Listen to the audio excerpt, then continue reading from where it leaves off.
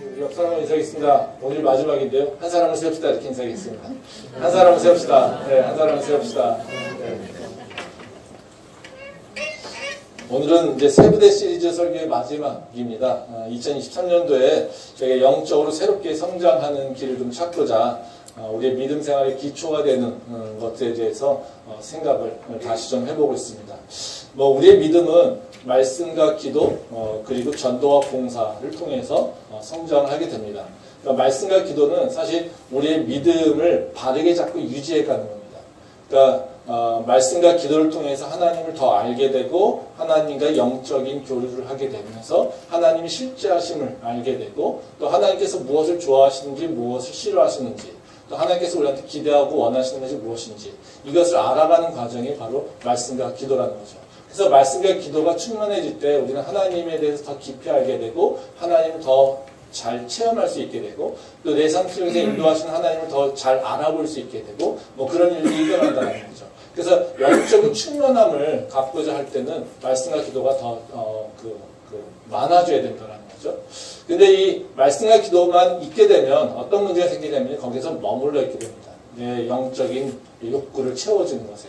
근데 우리가 이것이 성장하는 과정은 어떤 걸 통해서 일어나냐면요. 바로 전도와 봉사를 통해서 일어난다는 거죠. 그러니까 내가 말씀이 들어오게 되면 내 삶이 바뀌어야 되고 내 지경이 확장돼야 됩니다.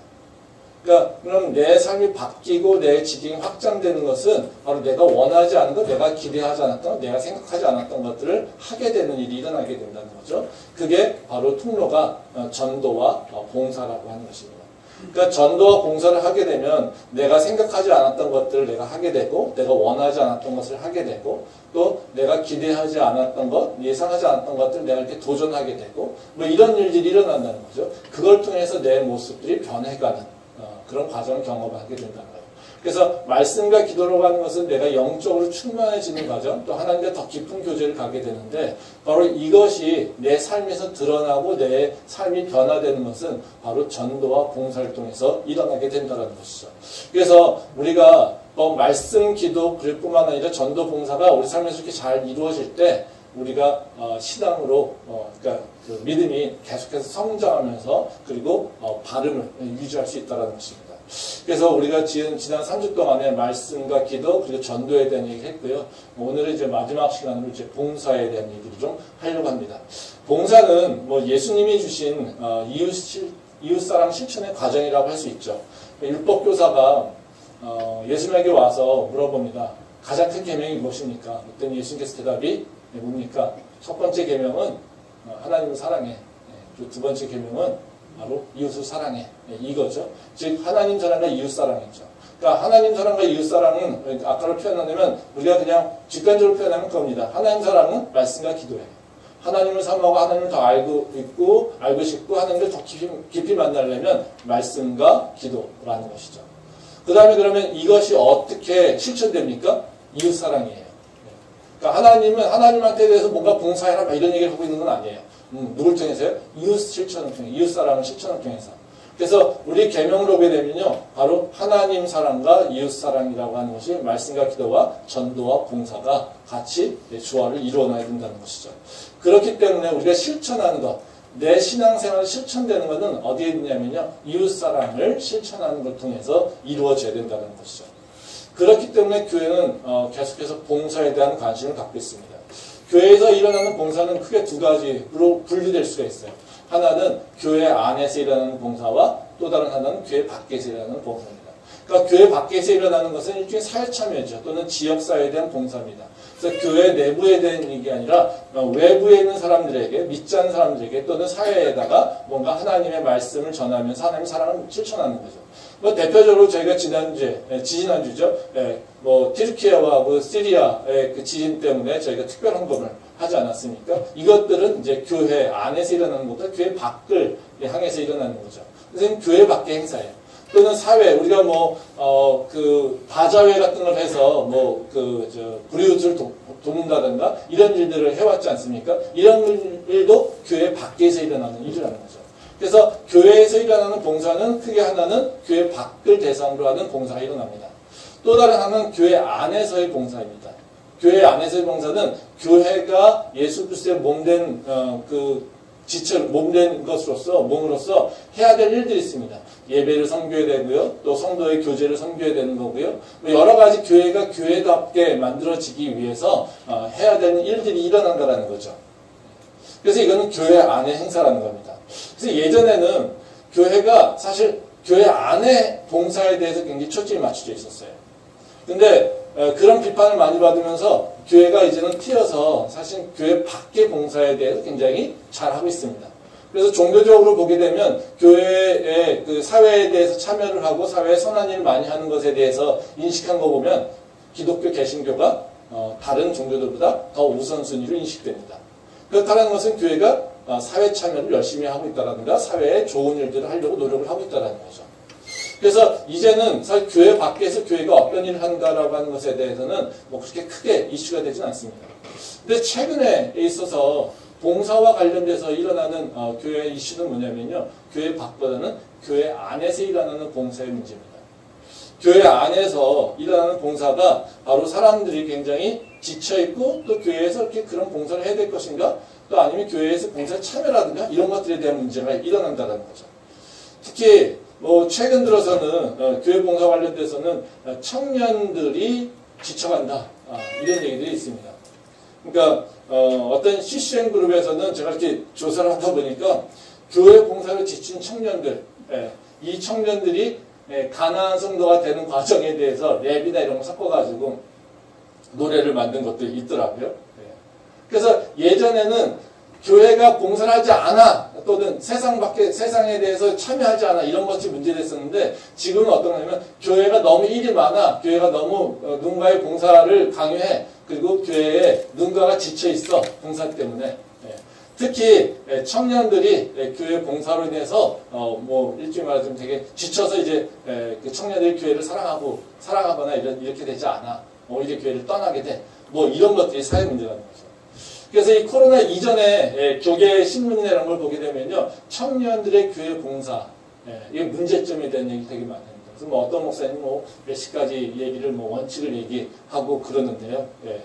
그래서 우리가 어떤 구성원이든지 간에 청년이든 간에 장년이든지 간에 교회에서 지금 일어나고 있는 문제는 교회 안에 있는 봉사의 문제 또는 그 불평의 문제들이 있다라는 것이죠. 그래서 이 부분을 교회가 분명히 뭔가 어떤 대안이나 대책을 마련할 필요가 있다는 겁니다. 말씀 한번 보겠는데요. 사도행전 6장 1절부터 4절 말씀입니다. 그때 제자가 더 많아졌는데 헬라파 유대인들이 자기의 과부들이 매일의 구제에 빠짐으로 히브리파 사람을 원망하니 12사도가 모든 제자를 불러 이르되 우리가 하나님의 말씀을 제쳐놓고 접대를 일삼는 것이 마땅하지 아니하니 형제들아 너희 가운데서 성령과 지혜가 충만하여 칭찬받는 사람 7을 택하라. 우리가 이 일을 그들에게 맡기고 우리는 오로지 기도하는 일과 말씀 사역에 힘쓰리라 하니. 이 말씀은 예루살렘 교회에서 초기에 일어났던 교회 봉사의 문제입니다. 뭐 예루살렘 교회가 처음에는 뭐 하나도 없었다가 이제 사도들이 가서 전도하고 나니까 이렇게 교회가 융성해지고 부흥하게 되잖아요. 그럼 많은 사람들이 모였어요. 근데 많은 사람들 가운데는 다 잘 사는 사람이 아니라 재정적으로 어려운 사람도 있고 가난한 사람도 있고 먹을 것이 없는 사람들도 있고 뭐 이런 사람들이 많이 다양한 사람들이 있었다는 거죠. 그래서 이런 사람들에게 나눔을 하기 위해서 구제 활동이 활발하게 일어났다는 거예요. 근데 문제는 구제 활동이 일어나니까 즉 교회 안의 서비스죠. 교회 안에서의 봉사가 많이 필요를 하게 되니까 사람들이 이렇게 뭔가를 계속해서 그 일을 그 사도들이 담당하고 있는 거예요. 그러니까 누구는 잘 받고 누구는 잘못 받고 누구는 잘 환대받고 있고 누구는 소외당하고 있고 이런 불평들이 되게 많이 일어난 거죠.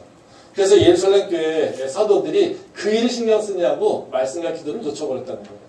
그래서 이제는 7 집사를 세우고 사도들은 말씀과 기도에 집중하게 된다는 거죠. 이것을 보게 되면 바로 그 교회에서의 그 사역의 문제들 또는 교회 봉사의 문제들이 있잖아요. 그 문제가 일어났을 때 교회에서의 반응은 어떠냐면요. 그냥 괜찮아, 그냥 참아내야 돼 이런 것이 아니라 사실 교회가 시스템으로 바뀌어야 됩니다. 그러니까 교회에서 집사를 세우게 된 것은 다른 것이 아니라 교회 봉사의 수요를 대응하기 위해서 집사가 세워졌다는 거죠. 뭐 직위가 이런 것이 아니라요. 교회 안에서 일어나고 있는 여러 가지 수요를 이제 담당하기 위해서라는 거죠.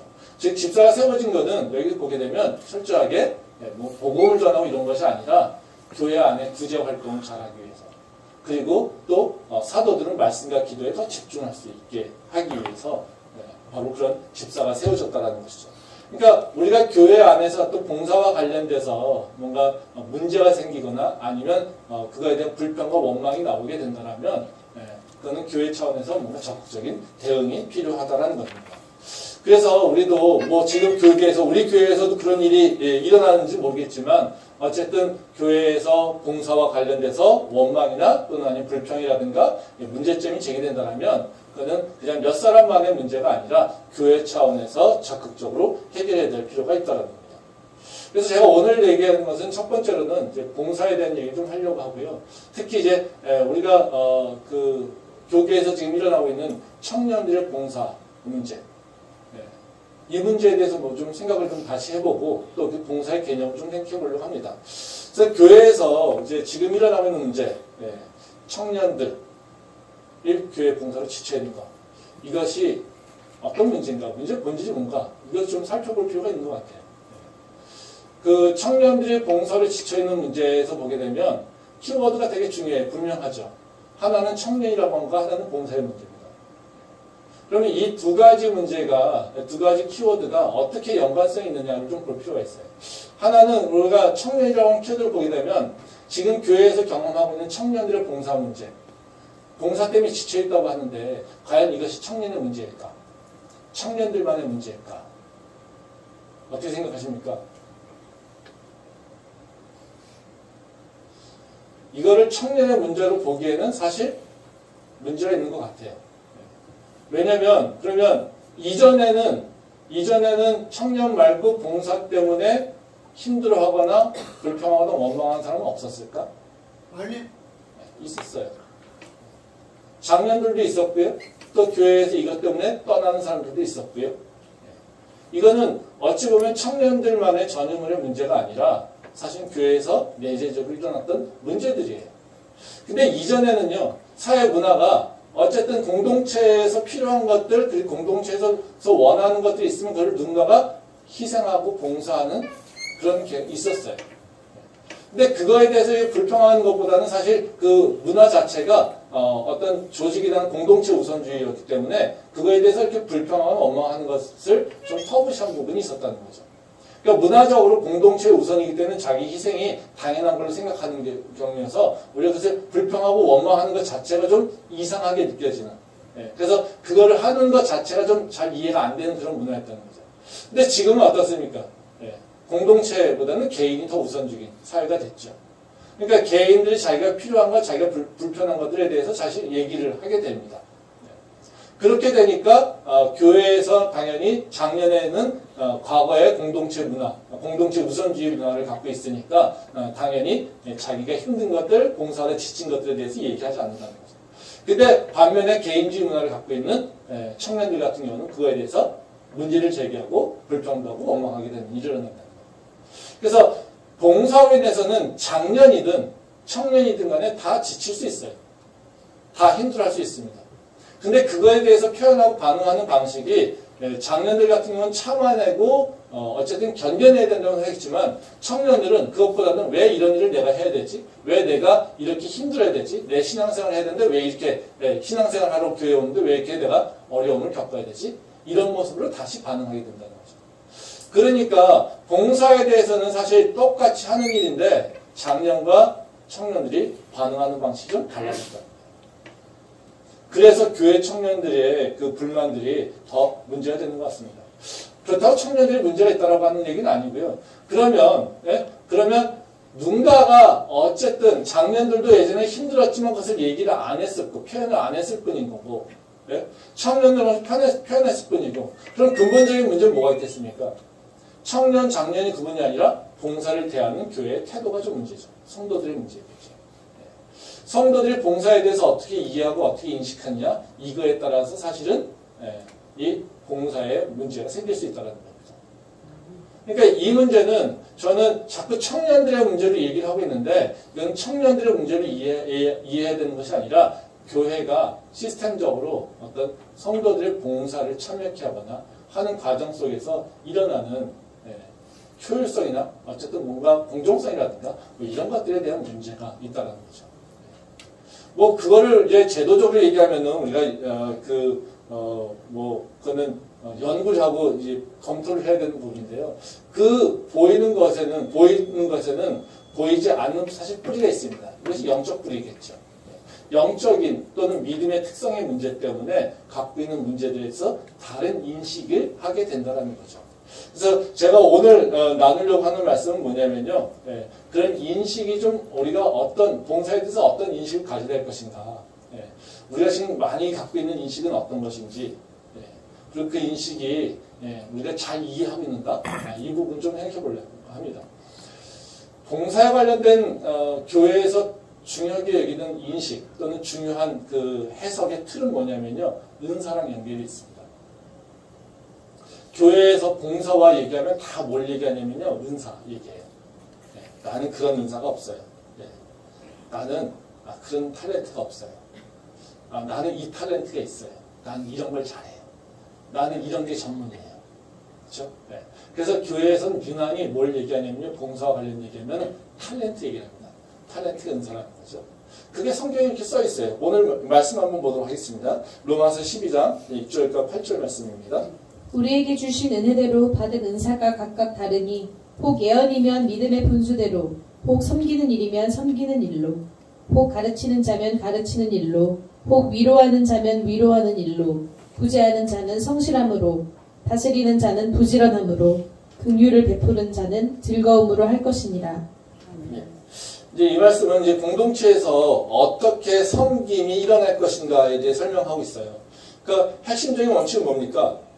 각 사람마다 받은 은사가 다르니 그 은사에 따라 섬겨라 이겁니다. 그러니까 은사에 따라서 봉사하라고 하는 것이죠. 그러니까 우리가 어떤 교회에서 봉사의 수요가 딱 생겼어요. 그럼 우리 뭐부터 생각하겠습니까? 내가 받은 은사는 뭐지? 그럼 내가 받은 은사와 이것은 어떤 관계가 있지? 그런 거죠. 그래서 대부분 경우에 우리는 봉사라고 하는 것이 딱 교회의 필요성이 딱 있게 되면 뭐냐면요. 내 은사를 바라보기 시작합니다. 나는 이거를 못하는데 이걸 잘하는데 이런 거죠. 근데 여기서 보게 되면 큰 차이, 교회에서 이 봉사와 관련해서 이 틀에서는 문제가 생길 수밖에 없어요.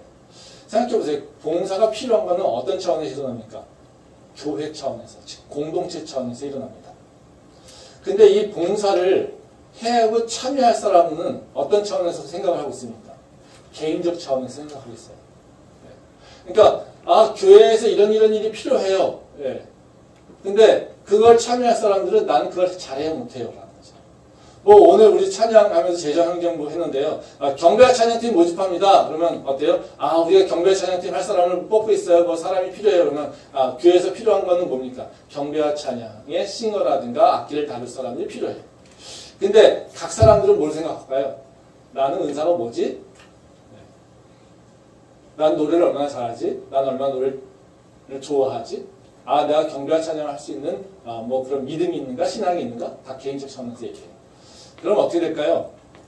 교회 차원, 공동체 차원과 그리고 개인적 차원의 공급. 분명히 이것은요, 서로 맞을 수가 없어요. 그렇지 않습니까? 그러면 어떤 일이 일어나겠어요? 교회에서는 유지가 되니까 필요하니까 잘할 수 있는 놈을 자꾸 뽑아요. 믿음 좋고 헌신할 수 있는 놈 뽑아요. 그럼 어떤 일이 일어나겠어요?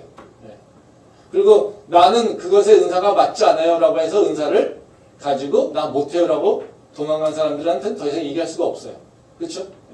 그러니까 항상 어떤 일이 일어나겠어요? 누구한테 쏠림이 일어나겠어요. 어떤 사람들? 바보같이 노하지 못하는 사람들. 그렇죠? 나 이거 못해요. 나 이거 안 해요. 이것을 대놓고 얘기하지 못하는 사람들. 그럼 교회에서도 어떤 일이 일어나겠습니까? 그런 사람들한테 일이 몰리게 돼 있어요. 공동체에서 모든 일을 다 그 사람이 하게 돼 있다는 거죠. 그럼 그 사람이 지치겠습니까? 지치지 않겠습니까? 지치지요. 지칠 수밖에 없죠. 지칠 수밖에 없어요. 그러니까 교회 교회에서 봉사의 필요는 공동체 차원에서 얘기하고 있는데 개인들은 뭐 나는 못해, 나는 안 돼, 내 은사는 달라. 괴리가 일어날 수밖에 없다는 거죠. 이러니까 교회에서는 계속해서 봉사와 관련돼서 끊임없이 누군가는 희생돼야 되는 거고 누구는 계속해서 문제를 제기하고 있고 또 많은 사람들은 그거에 대해서 관심 갖지 않고 그건 너의 문제니까 이렇게 치부하고 그러다 보니까 그 봉사에 지친 사람들은 아무도 교회에서 돌보는 사람이 없기 때문에 그냥 떠날 수밖에 없는 그런 일들이 일어난다는 거죠. 그리고 교회는요, 그 사람이 떠나면 걔가 믿음이 없다고, 걔가 신앙이 없다고 그렇게 치부하고 또 다른 사람을 갖다 꽂는 것에 목표를 두고 있다는 겁니다. 일종의 말하자면 폭탄 돌리기 하고 있는 거나 마찬가지인 거죠. 그것이 지금 우리가 경험하고 있는 교회에서 일어나고 있는 일들 아닐까라는 것을 좀 객관적으로 좀 볼 필요가 있다는 거예요. 그러면 지금 우리가 일어나고 있는 이 행태, 은사에 따라서 봉사해야 돼 라고 하는 그것이 정말 교회에 합당한 것일까? 그것을 바르게 이해하고 있는 것일까? 우리는 다시 우리는 그 부분을 좀 생각해 좀 해볼 필요가 있습니다. 내가 봉사를 결정하는 과정 가운데 나는 어떤 것을 기준으로 하고 있는가? 진짜 하나님께서 우리한테 봉사를 명령하시던 그 성경의 말씀과 내가 합당한 모습을 결정하고 있는가? 이거를 우리는 생각해 볼 필요가 있다는 거예요. 그래서 오늘은 제가 많은 얘기보다는 딱 두 가지 정도만 얘기를 해보려고 합니다. 봉사가 어떤 의미를 갖고 있는가? 우리가 신앙적으로. 또 은사에 따라 봉사한다라고 하는 것이 진짜 갖고 있는 성경적 의미가 무엇인가? 이 두 가지에 대해서만 좀 생각을 해보려고 합니다. 첫 번째로 이제 교회 봉사가 어떤 의미가 있는가라고 하는 건데요. 성경적으로 교회에서의 봉사는 뭐냐면요. 내가 믿음의 증거입니다. 나 예수님을 믿고 있어. 그리고 예수님이 나하고 함께 있어라고 하는 것을 드러내는 표현이 바로 봉사라는 거예요. 그러니까 봉사는 뭔가 실천하고 이런 것이 아니라 내가 예수님을 믿고 있어요. 그래서 예수님이 내 안에 계시네요. 그렇기 때문에 나는 봉사에 참여합니다. 그 증거를 얘기해 주는 게 봉사라는 겁니다.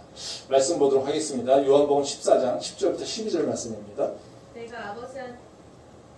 내가 아버지 안에 거하고 아버지는 내 안에 계신 것을 네가 믿지 아니하느냐?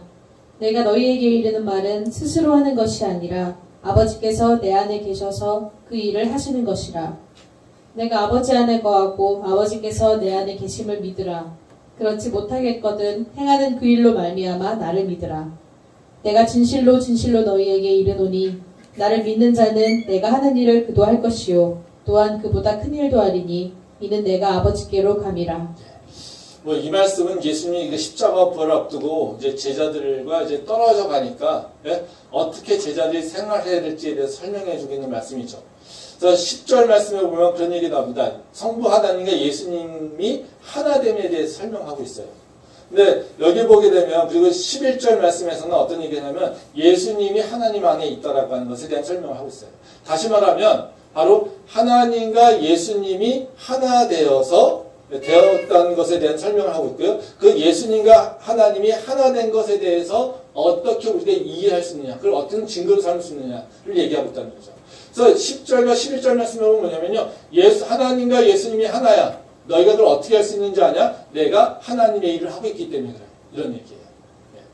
그러면 하나님과 예수님이 하나 돼서 예수님이 내려오셔서 십자가라고 하는 그 사역을 감당하셨어요. 그리고 예수님이 이제 떠나셨어요. 떠나시면서 우리와 예수님이 하나 돼 있어요. 하나 되는 과정이. 그러면 똑같은 어떤 원리가 있겠습니까? 예수님이 하나님과 하나 된 것처럼 우리와 예수님이 하나 돼야 돼요. 그러면 우리와 예수님이 하나 된 것을 어떻게 증명할 수 있어요?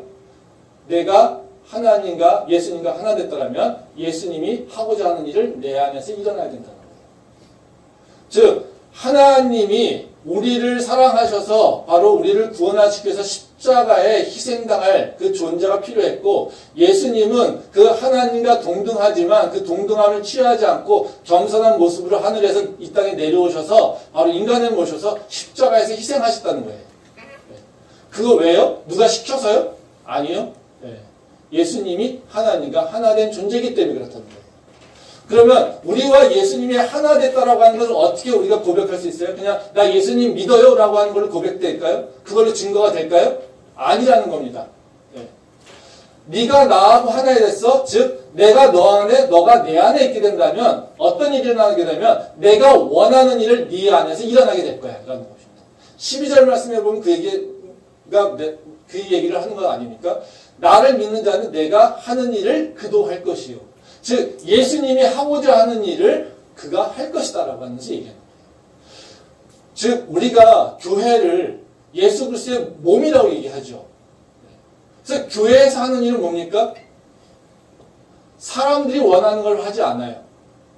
교회는 똑같이 세상의 공동체입니다. 공동체는 세상에 있는 모든 공동체는 다 뭐를 위해서요? 공동체를 위해서 해요. 근데 교회는요.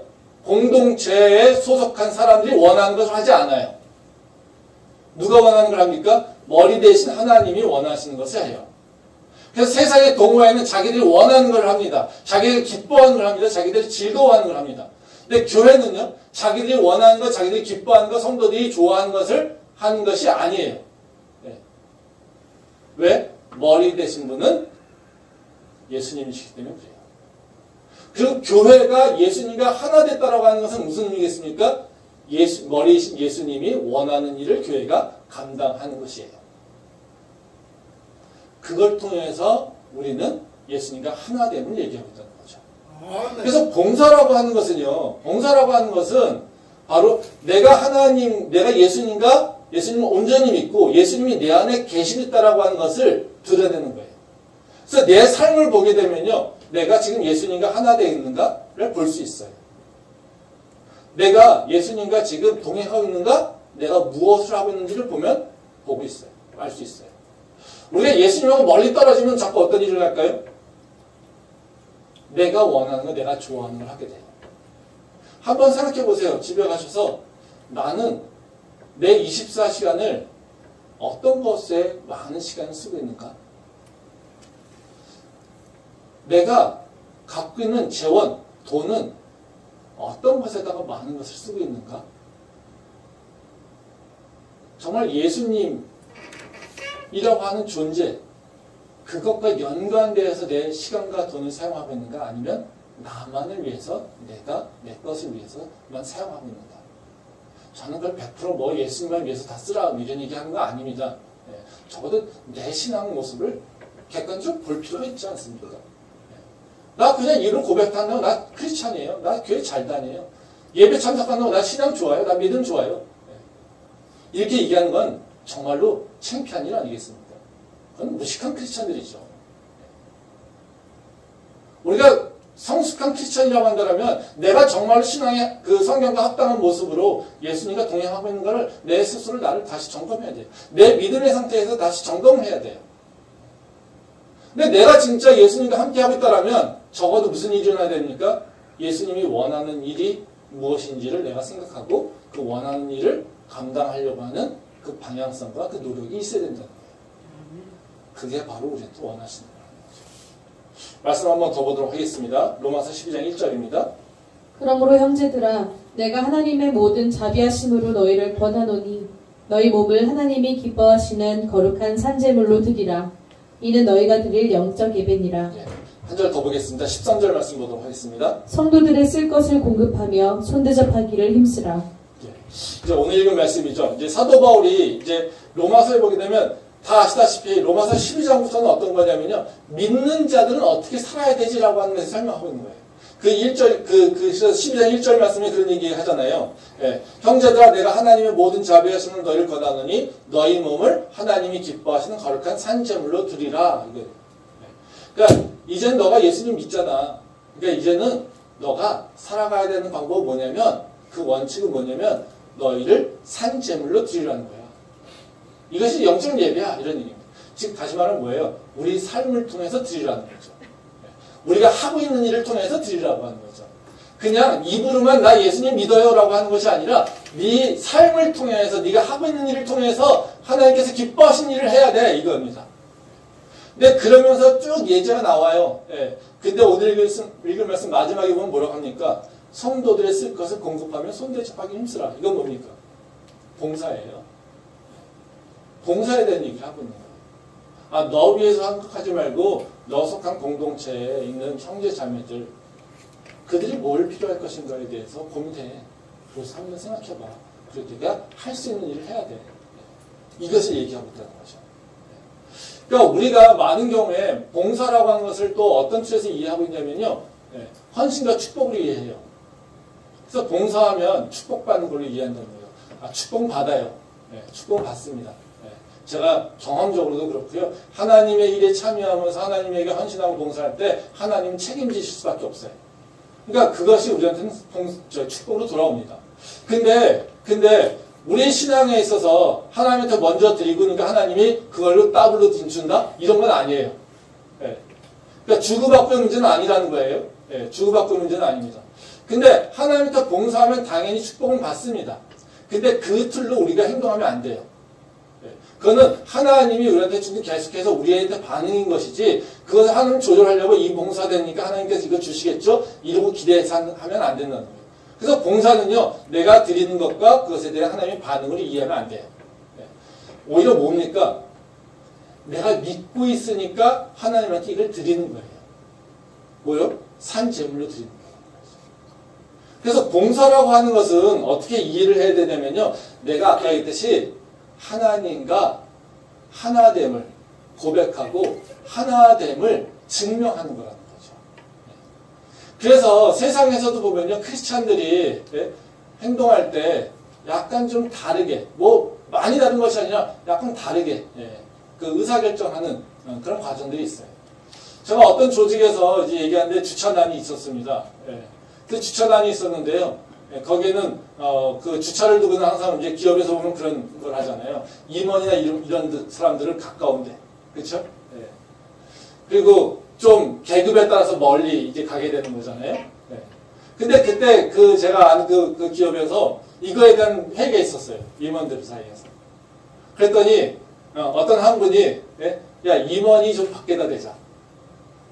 임원이 좀 걷자. 오히려 손님이 아니면 직원들이 편안하게. 아, 우리는 좀 시간이 있잖아. 그러니까 우리는 좀 밖에다 대자. 근데 오히려 자가 운전하는 사람들이 더 바쁘니까 이 사람들이 먼저 될 수 있도록 하자. 근데 이거에 대해서 반대하는 사람도 있었습니다. 근데 그 차이가 뭐였냐면요. 물론 다 그렇진 않지만요. 믿는 자와 믿지 않는 자의 인식이 있었다는 거예요. 그것을 제안하신 분은 크리스찬이었습니다. 장로님이었고요. 그것 때문에 비난도 받았지만 적어도 야 우리가 선수 좀 내가 양보해야지. 내가 헌신해야지라고 하는 걸로 우리가 좀 걸으면 되니까 우리가 좀 멀리 주차하면 되지 않아? 임원석이 뭐 따로 있어야 돼? 아니면 있어도 좀 멀리 하면 되지. 왜요? 바로 이 원리예요. 이 원리가 몸에 배니까 의사결정하는 방식이 다른 겁니다. 세상의 방식은 뭐고요? 높은 사람이 편하는 걸로 가는 거예요. 근데 우리는 그게 아니잖아요. 바로 이 부분이 바로 이거 연결되어 있다는 거죠. 우리가 믿는 사람들은 다른 사고의 체계와 그리고 논리가 좀 다릅니다. 그래서 행동하는 것이 다 다르다는 거예요. 물론 제가 무조건 다 희생하고 헌신하라는 얘기 아닙니다. 오해하지 마십시오. 적어도 봉사에 대해서 우리가 생각할 때 축복의 통로로 생각하지 마시고요. 적어도 내가 믿음이 있어? 그러면 그걸 고백할 수 있어야 된다는 거죠. 그것이 잘 안 되는 경우도 많습니다. 그렇지만 그거를 하기 위해서 자꾸 도전해 가야 된다는 거예요. 근데 요새 우리의 모습을 보게 되면요. 교회의 현실은 사실 이 믿음의 고백과 그리고 봉사가 분리되어 있습니다. 이게 문제죠. 나는 믿는다고 해. 그렇지만 나는 봉사는 안 해. 이겁니다. 아, 나 예수 믿어? 예배는 참석해야 돼.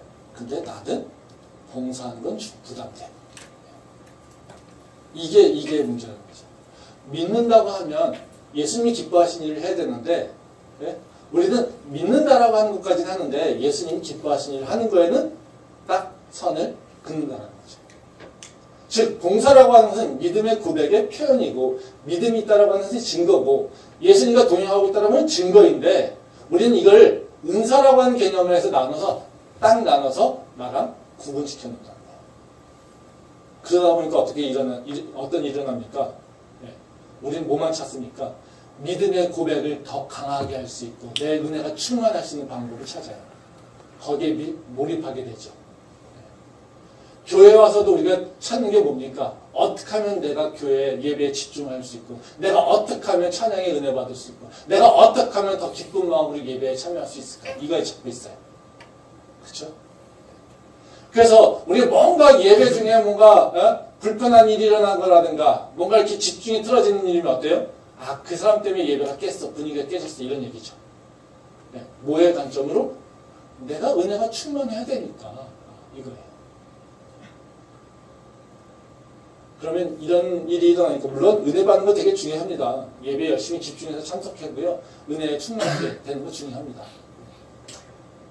근데 이거에 집중하다 보니까 즉 믿음의 고백과 내가 봉사하는 것과 분리되어 있으니까 어떤 일이 일어날까요? 교회에서는. 누군가는 누군가의 은혜를 충만하게 위해서 희생해야 돼요. 그래서 교회는 어떤 존재가 생길까요? 하나는 은혜 받기에 집중한 사람이 있고요. 또 다른 한 사람은요, 다른 사람이 은혜 받기 위해서 봉사하고 헌신하는 사람이 있어요. 좀 더 이걸 현실적인 얘기를 한다면요, 서비스 수요자가 있고요, 서비스 공급자가 있어요. 그래서 교회 안에는 두 가지 종류의 사람들이 있다는 거죠. 하나는 서비스를 공급하는 사람이 있고요, 하나는 서비스를 그냥 누리는 사람이 있다는 거죠.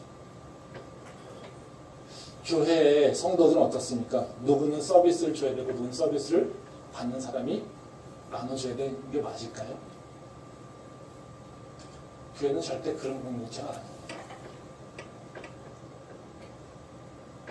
누구는 은혜를 다른 사람이 받을 수 있도록 공급해야 되고 누구는 자신 있게 나는 은사가 그게 없으니까 너가 잘해야지. 예배면 잘해야지.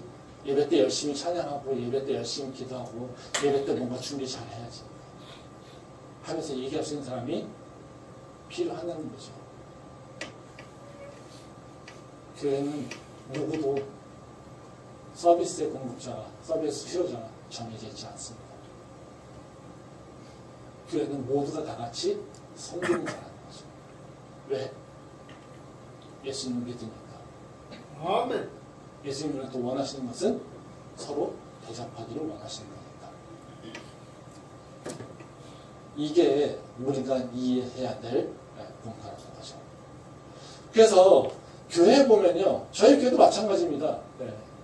교회에 보면요, 되게 형식적이고 불필요한 일들을 많이 해요. 왜? 사람들이 더 안락하고 더 좋은 모습으로, 더 집중된 모습으로 예배드릴 수 있도록. 뭔가 더 화려한 모습으로 예배드릴 수 있도록 뭔가 준비해야 된다는 거죠.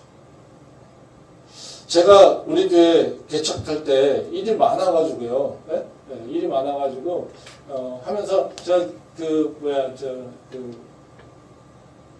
우리 교회 사역하기 시작할 때 가장 첫 번째 한 일이 뭐냐면요. 네, 뭐 기억하시는 분이 계실지 모르겠지만요. 강대상 없앴습니다.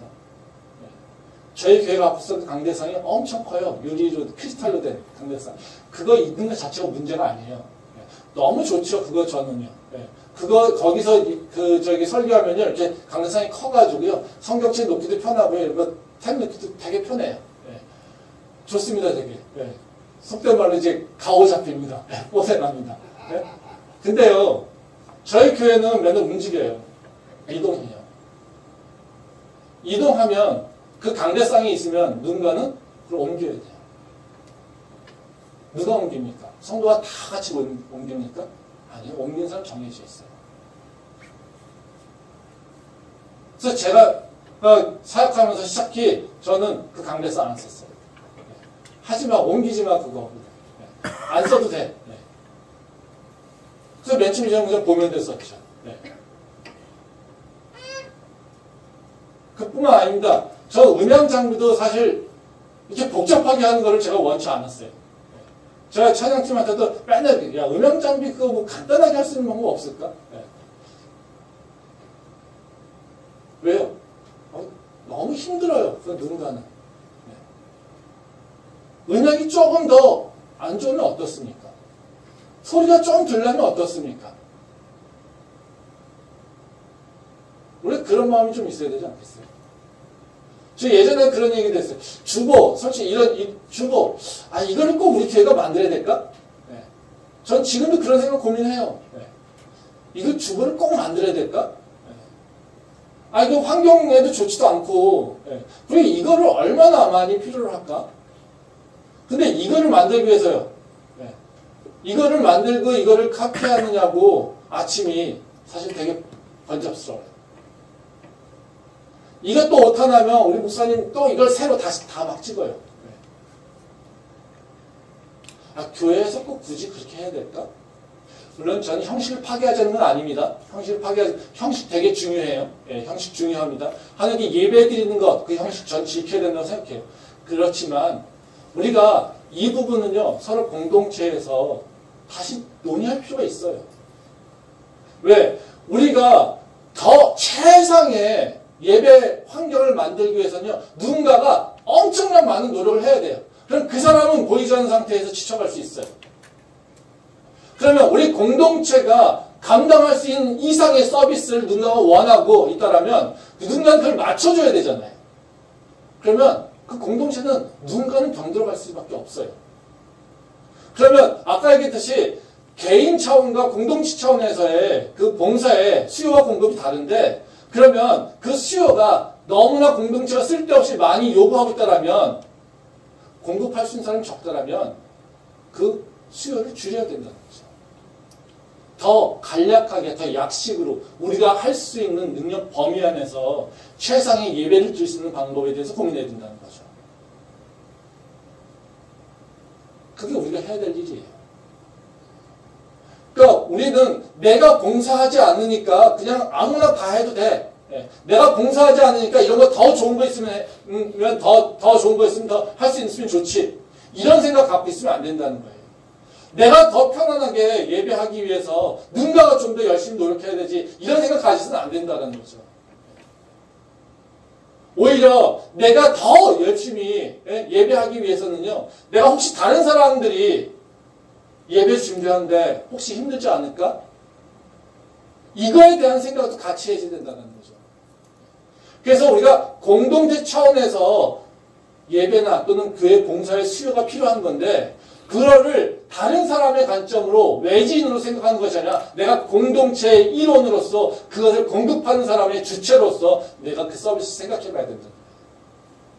교회에서 아무도 샐러리 받지 않습니다. 봉사하면서 샐러리 받지 않아요. 아무도 당연히 봉사하는 거 없어요. 그런데 우리는 그걸 너무나 당연하게 여긴다는 거예요. 그러니까 계속해서 충돌이 일어난다. 그러기에 우리가 하나님께 예배 드리는 것은 최상으로 드릴 수 있는 방법을 선택하지만 그 최상이라고 하는 건 캡이 필요해요. 우리 공동체가 할 수 있는 최선의 것. 다른 교회가 하는 것을 따라가는 게 아니라요, 우리 공동체가 할 수 있는 최선의 것이 무엇인가를 생각해보는 게 중요한 거죠. 저는 우리 교회가 이런 고민을 하는 교회 됐으면 좋겠어요. 아멘. 그리고 이런 고민으로 계속해서 변화해가는 그런 공동체가 됐으면 좋겠습니다. 저도 정답은 모르겠습니다. 그렇지만 컨센서스가 일어나겠죠. 논의를 하다 보면. 그것을 받아들일 수 있는 범위 내에서 우리가 다시 우리의 모습들을, 봉사하는 모습들도 바꿔봐서 정말 내 믿음의 고백으로 모든 사람이 기뻐할 수 있는, 오히려 그 봉사함으로써 더 만족감을 누릴 수 있는 그런 공동체가 무엇일까에 대해서 고민할 필요가 있다는 거죠.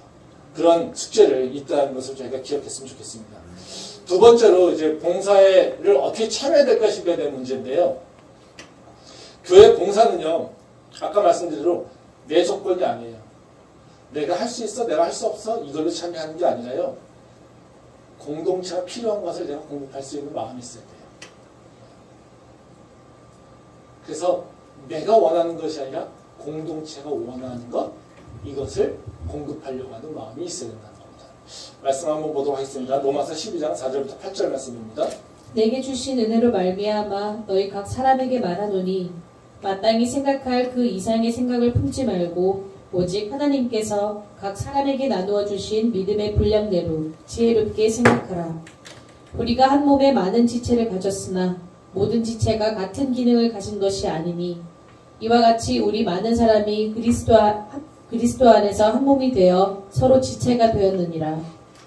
우리에게 주신 은혜대로 받은 은사가 각각 다르니 혹 예언이면 믿음의 분수대로, 혹 섬기는 일이면 섬기는 일로, 혹 가르치는 자면 가르치는 일로, 혹 위로하는 자면 위로하는 일로, 구제하는 자는 성실함으로, 다스리는 자는 부지런함으로, 긍휼을 베푸는 자는 즐거움으로 할 것이니라. 네, 아멘. 이 말씀은 이제 교회에서 어떻게 봉사할 것인지에 대해서 이제 중요한 원칙이 되는 내용이죠. 이제 사도 바울이 교회의 성도가 이제 하나가 되는 것을 어떻게 얘기하냐면 몸의 표현을 얘기하죠. 그리고 그 예수님이 행하신 것을 해야 되니까 교회가 기능을 해야 된다는 거죠. 그래서 그 교회가 몸을 어떻게 하냐면 우리 몸의 지체, 눈, 코, 입, 손발 뭐 이런 걸로 이제 부분한다는 거죠. 그래서 교회가 하나 되는 것은 한 가지가 예수 그리스도의 몸된 거로서 예수님의 뜻을 행하기 위해서는 교회가 기능해야 돼. 근데 그러면 그 기능을 다 같이 똑같은 걸 하느냐? 그렇지 않아. 각 성도들마다 받은 은사가 있어. 그럼 그 기능이 합당한 것을 해야 돼. 누구는 눈의 역할을, 누구는 코의 역할을, 누구는 귀의 역할을, 누구는 입의 역할을, 누구는 손의 역할을 뭐 이런 걸 해야 돼. 예. 그래서 그것들이 어느가 소중한 게 아니야. 다 소중해. 근데 그것이 서로 연계되고 연합돼서 하나 됨으로써 우리는 교회가 예수님이 우리에게 원하신 일을 잘 감당할 수 있어. 예. 이겁니다. 그래서 나오는 얘기가 뭡니까? 은사죠. 달란트죠. 예. 너희가 받은 은사대로 해라. 이런 얘기입니다.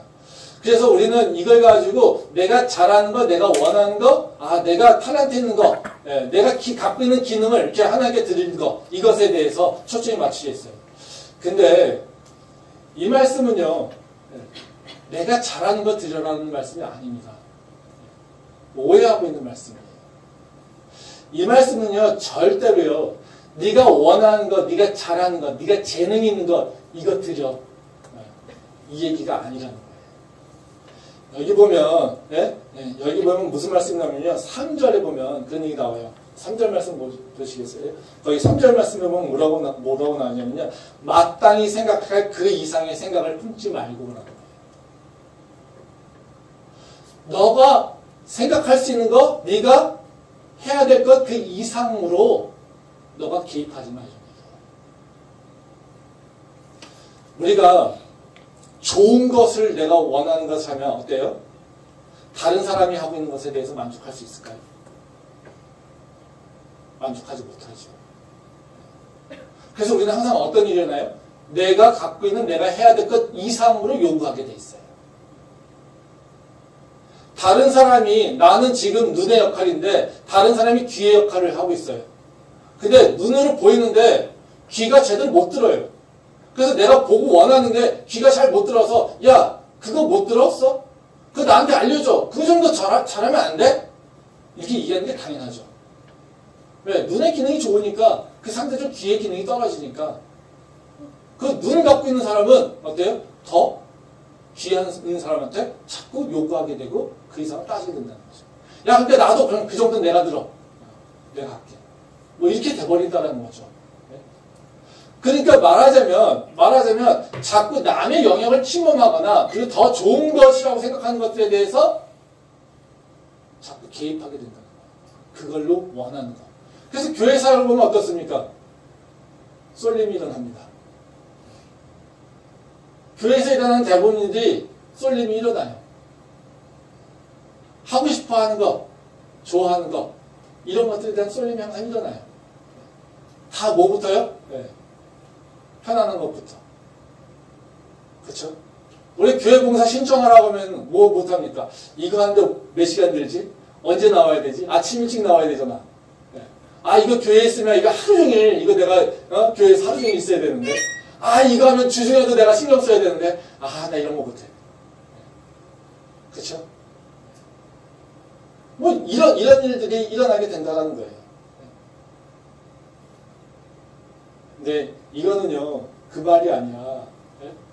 내 은사라고 하는 것은 어떤 거냐면요, 내가 교회 공동체로서 오버하지 마 이겁니다. 네가 마땅히 해야 될 것들에 대해서 다른 사람들에게 요청하지 마. 네 할 것 열심히 해. 남의 영역에 대해서 침범하지 마. 이거라는 거죠. 말씀 한번 더 보도록 하겠습니다. 고린도전서 12장 23절부터 26절 말씀입니다. 우리가 몸에 덜 귀히 여기는 그것들을 더욱 귀한 것들로 입혀주며 우리의 아름답지 못한 지체는 더욱 아름다운 것을 얻느니라. 그런즉 우리의 아름다운 지체는 그럴 필요가 없느니라. 오직 하나님이 몸을 고르게 하여 부족한 지체에게 귀중함을 더하사 몸 가운데서 분쟁이 없고 오직 여러 지체가 서로 같이 돌보게 하셨느니라.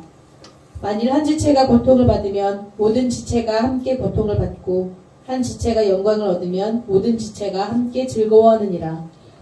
이 말씀은 이제 고린도 교회에서 일어난 문제를 해결하기 위해서 사도 바울이 얘기하는 거잖아요. 근데 고린도 교회의 영적 은사가 뛰어났어요. 그래서 다양한 은사를 갖고 있는 사람이 있다는 거죠. 어떤 사람은 예언을 하고 어떤 사람은 방언을 하고 이런 일이 일어나요. 그랬더니 뭐 예배 중에 방언을 한 사람이 있고 예언을 한 사람이 있고 뭐 여러 사람들이 일어나는 거예요. 근데 예배가 어떻게 되겠어요? 혼란스럽게 됐어요. 질서가 잡히지 않아요. 그러니까 사도 바울이 그 너희들 은사 다 중요해. 근데 그 너희들 은사를 어떻게 써야 되는 줄 아니? 질서 있게 그 공동체에 덕을 주기 위해서 써야 돼. 이런 얘기예요. 그러니까 너희가 은사 다 써. 너가 갖고 있는 재능, 너가 갖고 있는 하나님의 축복받은 거, 탤런트 다 중요해. 다 귀해. 근데 그거 쓸 때 어떻게 써야 되냐면 너를 위해서 쓰지 마. 공동체를 위해서 써. 이겁니다. 지금 아까 얘기했듯이 로마서 12장 말씀도 막등히 생각해야 될 거 그 이상을 생각하지 마. 이거잖아요. 너 은사 있어? 그럼 너 위치에 생각해. 너가 사도야? 너 사도로 생각해야 돼. 너가 찬양자야? 찬양으로 생각해야 돼. 너가 봉사자야? 어떤 봉사자야? 그 봉사자로서 생각해야 돼. 그 이상을 생각하지 마. 그리고 다른 사람에 개입하지 마. 이거예요. 내가 좋아하는 거, 내가 원하는 거, 내가 기뻐하는 거, 내가 옳다라고 하는 거, 이것을 하는 것이 아니라 너가 해야 될 것들에 대해서만 집중해서 생각하고 그리고 전체적으로 교회에 유익이 될 수 있는 방법이 뭘까 생각해야 돼. 이거예요. 근데 우리는 이게 안 된다는 거예요. 개인적 차원에서 봉사를 결정하니까 항상 뭘 생각합니까? 나에게 오는 베네핏을 생각하죠. 그럼 내가 돋보여야 돼요. 내가 돋보여야 되니까 어떻게 생각합니까? 공동체보다 나를 우선적으로 생각하게 돼 있어요. 그래서 자꾸 그게 드러나게 된다는 거죠. 말씀 한번 더 보겠습니다. 고린도전서 14장 1절부터 4절 말씀입니다. 사랑을 추구하며 신령한 것들을 사모하되 특별히 예언을 하려고 하라. 방언을 말하는 자는 사람에게 하지 아니하고 하나님께 하나니 이는 알아듣는 자가 없고 영으로 비밀을 말함이라. 그러나 예언하는 자는 사람에게 말하여 덕을 세우며 권면하며 위로하는 것이요 방언을 말하는 자는 자기의 덕을 세우고 예언하는 자는 교회의 덕을 세우다니. 이 말씀도 오해가 많이 되는 거죠. 예언과 방언에 대한 비교입니다. 그랬더니 사도 바울이 예언보다 방언보다 예언이 훨씬 좋아. 그러니까 예언받기 사모해. 방언은 별로 그렇게. 그래서 어느 교회에서는 이 말씀 가지고 이제 방언하지 못하게 얘기한다는 거죠. 그럼 방언이 필요 없는 걸까요? 방언 나쁜 겁니까? 아니죠. 여기서 예언과 방언에서 예언을 사모하고 예언이 더 좋은 거라고 얘기하는 이유는 뭐냐면요. 방언이 쓸모없다라고 하는 얘기가 아닙니다. 예언을 너희 사모해야 돼. 왜 하냐면 그 뒤에 보면 뭐라고 합니까? 예언하는 자는 사람에게 말하여 덕을 세우며 권면하며 위로하는 것이요. 이렇게 얘기합니다. 그 반면에 방언은 말하는 자는 자기의 덕을 세우고 예언하는 자는 교회의 덕을 세웁니다. 방언은 누구한테 유익이 옵니까? 내 자신한테 유익이 있는 거예요. 방언의 은사는요, 다른 사람한테 도움을 주는 게 아니에요. 나한테 좋은 거예요. 내가 기도할 수 없는데, 내가 기도를 잘 못하는데, 내가 기도를 할 수 있게 하는 거예요. 그 유익이, 방언의 그 이익은 순전히 누구한테 옵니까? 나한테 와요. 예언은요, 하나님 말씀을 선포하고 하나님 말씀이 어떤 것이 옳은 것인지를 얘기하고 있는 거예요. 이건 누구한테 혜택이 갑니까? 나한테요? 아니요. 다른 사람한테 혜택이 가는 거예요. 다른 사람에게 권면하고 다른 사람을 세우고 이런 것들을 위해서 필요한 게 예언이에요. 그러니까 너희가 좋아하고 너희가 사모할 건 뭡니까? 너 유익이 되는 방언을 사모하지 말고 다른 사람을 세우는 예언을 저희가 사모해 이겁니다. 그러니까 너희가 은사를 찾고 있는데 은사는 은사에 따라서 봉사하는 것이 아니라 너희는 그 은사 가지고 다른 사람을 세울 수 있도록 노력해야 돼. 교회를 세울 수 있도록 노력해야 돼. 너를 위한 것이 아니야. 이겁니다. 이거는 어떤 은사, 어떤 재능이 뛰어나라고 하는 것이 아니라 그 재능이 있든지 간에 어떤 재능이 있든지 간에 너희는 방향성은 똑같아. 다른 사람을 세우는 거야. 제가 저는 다 아시겠지만 저는 목사를 하고 싶은 마음이 하나도 없었어요. 제가 맨 처음에 우리 교회 세워진다고 할 때 맨 처음에 어떻게 이해했냐면요. 그냥 지도교수? 이런 분을 생각했어요. 누군가 맡아야 돼, 이 공동체를.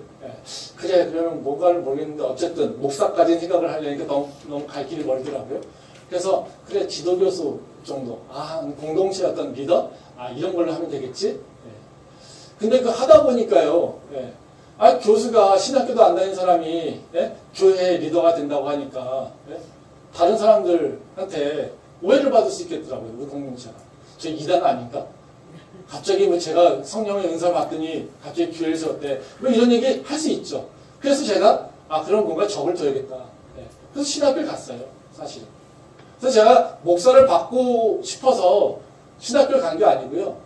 공동체에 보니까 우리 교회가 어쨌든 오해받지 않으려면 신학교에 누군가가 다녀야 되겠구나. 그래서 저는 갔어요. 근데 졸업하고 났습니다. 목사를 받으라는 때가 왔어요. 저 고민했습니다, 사실. 그래서 제가 그 원서를 쓸 때 이제 부부의 동의를 받게 되어 있습니다. 그래서 제 처한테 제가 목사 받는데 당신이 동의해야 된다는데, 그래서 제가 당신 동의하나? 그랬더니 제 처가 동의 안 하면 이러더라고요, 저한테. 동의 안 해도 해야겠지. 제가 그런 얘기를 했는데요. 그럼 제가 목사를 받을 때도 전 되게 고민했습니다. 이걸 받아야 될까? 왜 받아야 될까? 나는 그 마음이 없는데. 목사까지 또 받으려니까요. 사역은 할 수 있을 것 같아요. 근데 목사까지 받으니까 제 인생이 바뀌는 것 같아요. 그래서 고민했어요, 사실. 이걸 받아야 되는 거 말아야 되는 거. 근데 제가 목사를 안 받으면 우리 교회 전통에서, 한국교회 전통에서 세례라든가 모든 침례들, 성찬의 침례라든가 이런 것들을 할 수가 없어요. 목사 안수 받으신 분들의 도움을 받아야 돼요. 그럼 이게 내가 유익인가? 나 목사하기 싫다고 해서 나는 그냥 설교나 하고 사역만 하고 진리는 안 해. 이게 맞는 것일까? 그럼 받아야지 어떡하겠어? 성례의 침례를 하려면 목사가 필요하니까. 저는 제가 자랑을 하는 것이 아니라요. 제가 하나님께서 부름받고 나서 저에게 일어났던 일들은 뭐냐면요. 제 우선임보다는 사실 우리 교회, 우리 공동체의 필요에 따라서 움직인 것이 저한테는 하나님의 은혜라고 생각됩니다. 그걸 따라왔기 때문에 제가 목사가 됐고 제 삶이 변했죠. 안 그러면 변하지 않는다는 거예요. 물론 제가 부족한 점이 많지만요. 그래도 바닥에서 지금이라도 조금 올라오게 된 거는 내가 원하는 거, 내가 필요한 거, 이것을 위해서 살지 않고 하나님께서 기뻐하시는 게 뭘까? 하나님께서 원하시는 게 뭘까라고 하는 것을 조금이라도 고민했다는 거죠. 왜? 하나님이 무서워서. 하나님이 두려워서. 맡겨놨는데 그거 개판치면 안 되니까. 지금 사도 바울이 얘기하고 있는 건 뭐냐면요. 바로 그 얘기입니다. 너가 하고 싶은 거 그거 우선으로 하지 마. 너는 공동체에서 필요한 거 해야 돼. 이겁니다. 그 공동체에서 필요한 것을 우리가 볼 수 있어요. 그리고 그것에서 내가 갖고 있는 것들을 다 쓰는 거예요. 그러면 은사가 생기는 거예요. 아멘. 은사가 있으니까 이걸 하는 거 아닙니다. 한번 생각해 보세요. 여러분이 받은 은사가 뭔지 압니까? 난 이런 은사 받았어. 알고 있습니까? 우리가 진로 지도할 때 학생들이 많이 듣는 얘기가 뭡니까? 너 적성 잘 찾아봐. 애들 답답한 게 뭡니까? 얘 적성이 뭐지?